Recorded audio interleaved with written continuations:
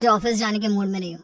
किसी का फोन आया ऑफिस से तो बोल देना कि मैं घर पर नहीं हूँ, किसी जरूरी काम से गांव गया हूँ।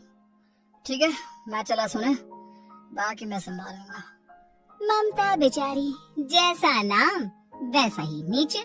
ना कभी झूठ बोला, ना फरेब, ना किसी से चालाकी की, ना किसी की पंचायत। सुन लेती है पति की बात और फिर कुछ देर बाद फोन आता है। हेलो, कौन? मैं सुनील का बॉस बोल रहा हूँ। दफ्तर में इतना काम पड़ा है, अभी तक ऑफिस नहीं आया। वो क्या कर रहा है? फोन दीजिए उसे। जी वो तो सो रहे हैं। कह रहे हैं कि आज गर्मी बहुत है तो घर के मजे लेंगे। बॉस को बीवी की बात पर गुस्सा आ जाता है। तो उसे बोल दीजिएगा कि अब घर में गर्मी के ही मजे ले, कोई जरूरत नहीं है यहाँ आने की। ये बोलकर बॉस फोन रख देता है। ममता सारी बात सुनील को बता देती है। न जाने किस बेवकूफ से पाला पड़ा है, समझ नहीं आता। तुम्हारे कारण मेरी नौकरी चली गई। अरे झूठ बोलने में क्या जा रहा था तुम्हारा? ममता को समझ में नहीं आ रहा था कि उसकी खता क्या थी। अरे जो है वही तो बोला। फिर एक रोज, बहू, अरे बहू, कहाँ है तेरा पति? इस महीने घर के खर्चे के पैसे भी नहीं भेजे। क्यों? माँ बाप की फिक्र खत्म हो गई है क्या उसे? पाए लागू माँ जी, वो ये बोल रहे थे कि माँ को क्या है, घर का राशन, खेत का पैसा, मवेशी का दूध, फिर भी न जाने क्यों मेरे सर पर भार देकर बैठी है।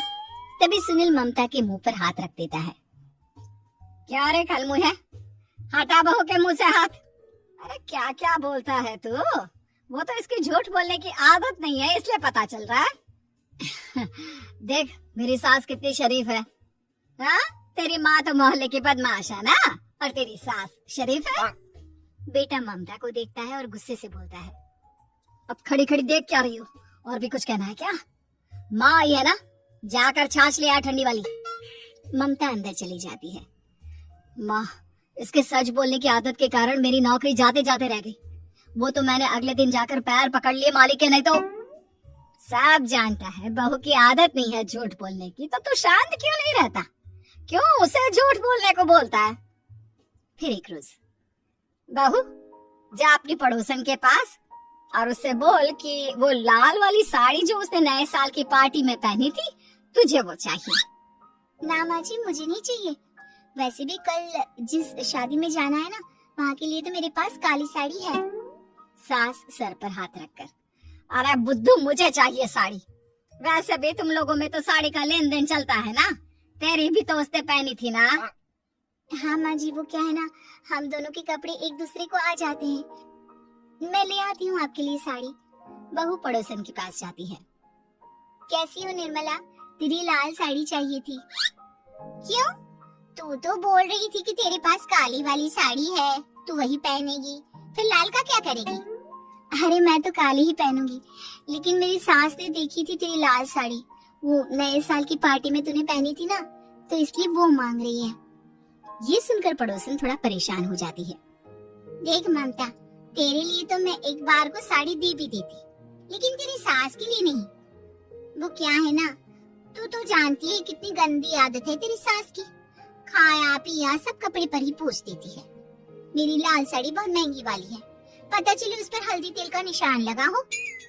ममता घर आ जाती है खाली हाथ ममता को देखकर। नहीं देना उसका लूटी ने साड़ी।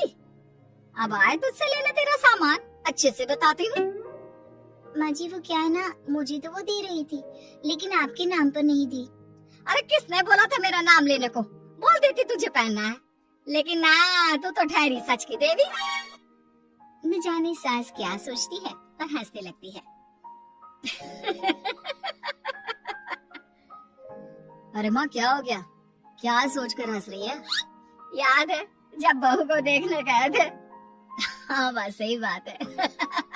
याद आ गया कैसे मेरी सास बाजार के खाने को बोल रही थी कि ममता ने बनाया है। और बहू ने आकर सब बता दिया कि ये सारा खाना तो बाजार से आया है, वो भी कल्लू हलवाई की दुकान से। ममता दोनों की बात सुन रही थी। हाँ माँ जी, वो कल्लू हलवाई का ही था। मुझे तो आज तक पता नहीं चला कि माँ ने क्यों कहा कि मैंने बनाया है। खैर, मैं तैयार होती हूँ, शादी में जाना है ना। पूरा परिवार शादी में जाता है, जहाँ खाना वाना खाकर सभी बैठे होते हैं कि एक औरत ममता की सास से कहती है, क्या बात है बहन जी, मेरी आपकी बात हुई थी तो आप तो बोल रही थी कि लाल साड़ी पहनने वाली हैं, तो मैंने ये काली पहन ली। पता होता कि आप लाल नहीं पहन रही हैं तो मैं ही अपनी लाल पहनाती। अच्छा जी, तो इसलिए पूछा जा रहा था। अरे इतनी साड़ियाँ हैं कि क्या बताऊं। मैंने सोचा तो था, पर ये सामने दिख गई तो यही पहन लिया। अच्छा, मेरी तो तैयारी काफी दिन से चल रही थी, फिर भी आज ऐसा लग रहा है कि ठीक से तैयार नहीं हुई मैं। तभी आ जाती है हमारी सच्ची बहू ममता बहू। आंटी जी, वो क्या है ना, पड़ोसन की लाल साड़ी माँ जी को पहननी थी, लेकिन आप तो जानती है माँ जी की आदत, सारा खाया पिया कपड़ों पर ही पोंछ देती है, तो उसने साड़ी देने से ना ऐन वक्त पर मना कर दिया, तो अब इन्होंने ना मेरी साड़ी पहनी है। औरत ममता की सास को घूरती है, अरे मांग कर ही साड़ी पहननी थी क्या? हम जैसे तो खुद की ही साड़ी पहनते हैं, चलो चलते हैं। सास का गुस्सा अब ममता पर फूट पड़ता है। अरे क्या जरूरत थी ये बात सबसे कहने की? अरे घर की इज्जत का कोई ख्याल है कि नहीं तुझे? मैंने क्या बोल दिया माँ जी? मुझे क्यों डांट रही है? मेरी गलती क्या है? ममता को रोता देख सुनील आ जाता है। अरे माँ, क्या हो गया? पता है ना शादी का माहौल है। सास सारी बात बेटे को बता देती है। देख रहा है तेरी बहू का हाल। अरे इस लड़की को तो ये भी नहीं पता कि कब कहाँ क्या कैसे बोलना है। अरे लेकर जा इसे यहाँ से। सभी घर आ जाते हैं। सास का मुंह तो फुला ही रहता है कि एक दिन। चलो बेटा, बहुत दिन तुम लोगों के साथ रह ली, अब चलो।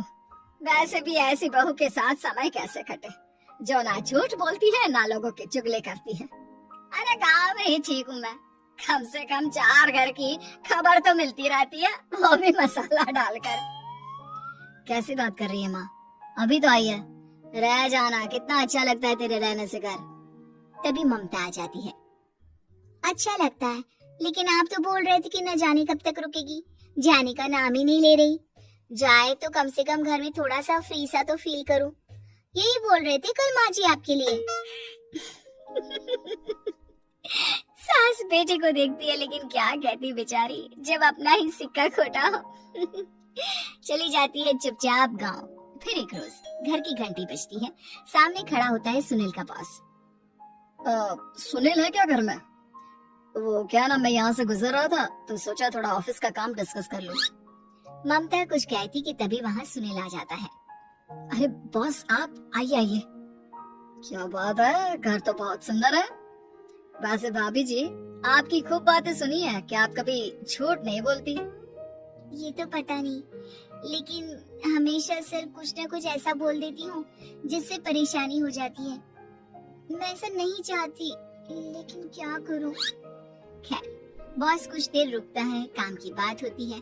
ममता के साथ सब चाय पीते हैं और जैसे ही बॉस जाने को मुड़ता है कि क्या जी, कितने नेक इंसान हैं, फालतू ही आप खड़ूस और निकम्मा बोलते हैं इन बॉस को। अब क्या, बॉस के कान तक खुद के लिए अनमोल वचन पड़ जाते हैं और फिर ओह, तो ये बात है। और क्या कहता है ये? अरे बॉस, आप भी किसकी बात पर विश्वास कर रहे हैं? अरे इसे तो ये भी नहीं पता कि आलू प्याज कहाँ रखा है। अरे ये क्या जाने क्या बोलना है क्या नहीं बोलना है। मतलब जो मुंह में आ रहा है बोले जा रहा है। भाभी जी आप बताइए। नहीं बॉस, लग रहा है कि कुछ गलत बोल गई मैं। वैसे ये सिर्फ इतना ही बोलते हैं कि आप में कोई टैलेंट है ही नहीं, आपकी नौकरी इन्हीं के कारण तो बची हुई है। अरे पास कर ले अम्मा, अब क्या करवा कर मारेगी, बड़ी मुश्किल से तो नौकरी बची थी मेरी। सही कहा, बची थी, लेकिन अब निकल गई। तेरे टैलेंट के भरोसे चल रही है ना मेरी नौकरी, अब देख तू। अच्छा, तो आप भी यही मानते हैं? वैसे ये बात तो है, सुनील काफी टैलेंटेड है। बॉस चला जाता है। सुनील सिर पकड़कर बैठ जाता है। माना सच बोलना एक अच्छी आदत है, लेकिन ममता आज का समय ऐसा नहीं है। तुझे थोड़ा सा समाज को देखकर खुद को बदलना होगा, समझी? जी मुझे तो पता ही नहीं चलता कि मैं क्या गलत कर रही हूँ। यकीन मानिए मैं जानबूझकर नहीं करती। सुनील सोच लेता है कि वो किसी न किसी तरह अपनी बीवी के इस भोलेपन का इलाज करके रहेगा, लेकिन सवाल ये कि कैसे का जवाब अब मिल जाता है। और फिर एक रोज ममता की माँ आती है। ममता, तुझे तो पता है तेरे पापा का काम ठीक नहीं चल रहा है, कुछ पैसों की जरूरत थी, तेरे पास हो तो मदद कर दे बेटा। ममता माँ को घर खर्चे से बचाए पैसे दे देती है। पैसे देने के बाद सुनील आ जाता है। अरे सासू माँ, आज यहाँ कैसे आना हुआ? नहीं बेटा, वो ममता की याद आ रही थी ना तो आ गई। वो क्या है ना, पता है पापा का काम ठीक नहीं चल रहा है, तो माँ कुछ पैसे लेने आई थी। क्यों? यहाँ क्या पैसे का पेड़ उगा है? अरे कौन सी माँ अपनी बेटी के ससुराल का खाती है? कोई जरूरत नहीं है पैसे देने की। वापस कर दो माँ जी पैसे और निकलो यहाँ से। आगे से यहाँ पैसे लेने नहीं आना। सुनील ये बोलकर निकल जाता है। उसके जाने के बाद, बेटा ममता, तूने मेरी बेइज्जती कराने के लिए यहाँ बुलाया था क्या? अरे छोटा सा झूठ बोल देती तो तेरी माँ की इज्जत बच जाती, लेकिन चलती हूँ मैं। सास बाहर जाकर बाहर खड़े सुनील से कहती है, तेरे कहने पर बेटा हमने ये नाटक तो खेल लिया, लेकिन उसका क्या असर होता है ये नहीं पता। थोड़ी देर बाद सुनील घर आता है। देखिए मुझे मेरी गलती का एहसास हो गया है। मैं समझ गई हूँ कि सच कितना सच होता है और उसकी कीमत आज के समय में बहुत बड़ी है। माफ करना, मैं आज से सच कभी नहीं बोलूंगी। क्या? कभी नहीं? फिर क्या, दोनों मियाँ बीवी खुश रहने लगते हैं।